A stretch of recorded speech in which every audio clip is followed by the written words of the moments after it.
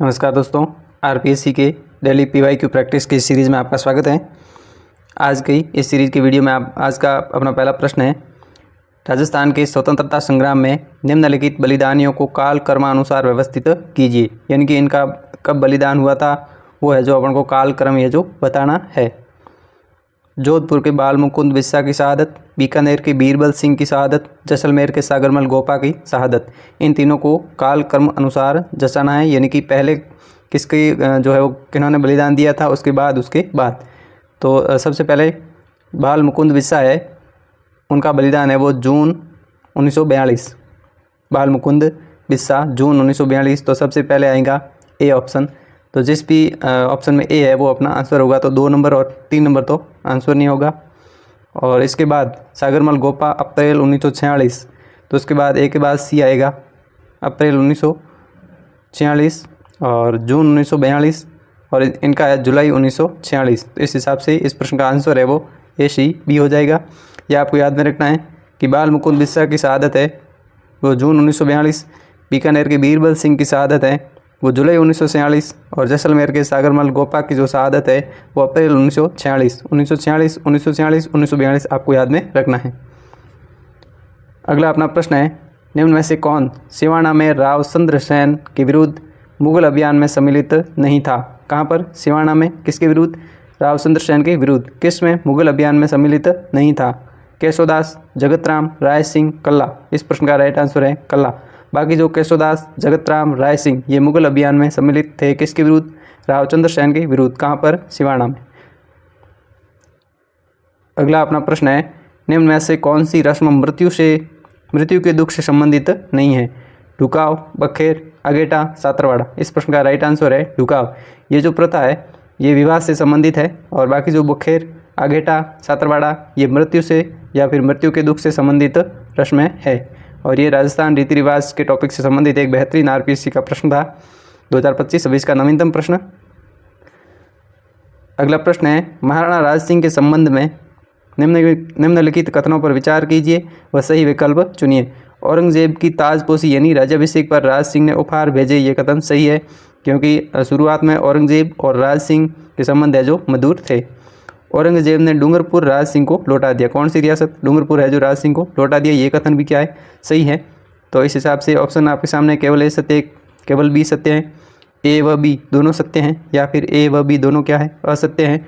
तो इस प्रश्न का आंसर है वह ए व बी दोनों क्या है? सत्य है।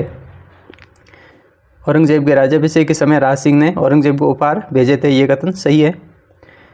अगला अपना प्रश्न है, निम्न में से किस राज्य के शासक राणा पृथ्वी सिंह को तात्या तोपे ने गिरफ्तार किया था? किस राज्य के शासक थे राणा पृथ्वी सिंह? ऑप्शन है झालावाड़, डूंगरपुर, बांसवाड़ा, प्रतापगढ़। इस प्रश्न का राइट आंसर है झालावाड़ के शासक थे राणा पृथ्वी सिंह और जिनको गिरफ्तार किया था तात्या तोपे ने। अगला एक शानदार प्रश्न है कि भारतीय राष्ट्रीय कांग्रेस के किस अधिवेशन में सर्वप्रथम अजमेर द्वारा राजस्थान का प्रतिनिधित्व किया गया?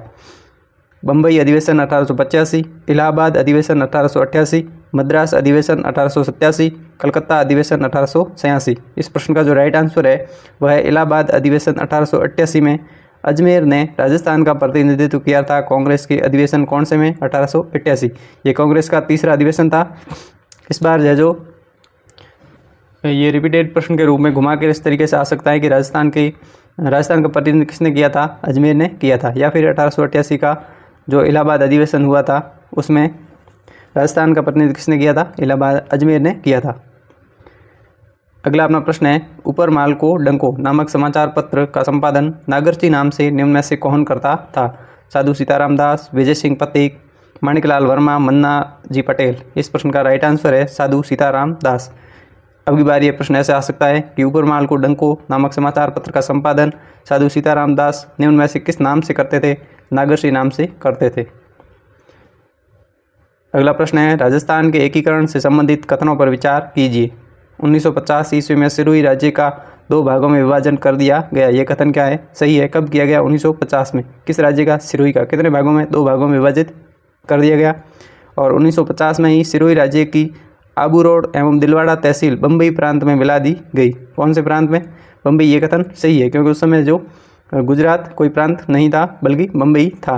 तो ये जो है वो कथन दोनों ही क्या है, सही है। ए व बी दोनों कथन क्या है, सही है। अगला प्रश्न है, निम्नलिखित राजवंशों को उनकी कुल देवियों के साथ सुमिलित करना है। सोहान, तंवर, सोलंकी, दहिया। और एक तरफ है चिलाय, खीमज, आशापुरा, केवाय। तो जो यहाँ आप सोहान को आशापुरा से सुमिलित करोगे तो आपका आंसर निकल के आ जाएगा ऑप्शन नंबर 3, यानी कि ए से 3, बी से 1। तंवर राजवंश की जो कुलदेवी है वह है चिलाय, और सोलंकी की खीमज, और दहिया की केवाय। इस हिसाब से इस प्रश्न का आंसर हो जाएगा ऑप्शन नंबर 3, ए से 3, बी से 1, सी से 2 और डी से 4।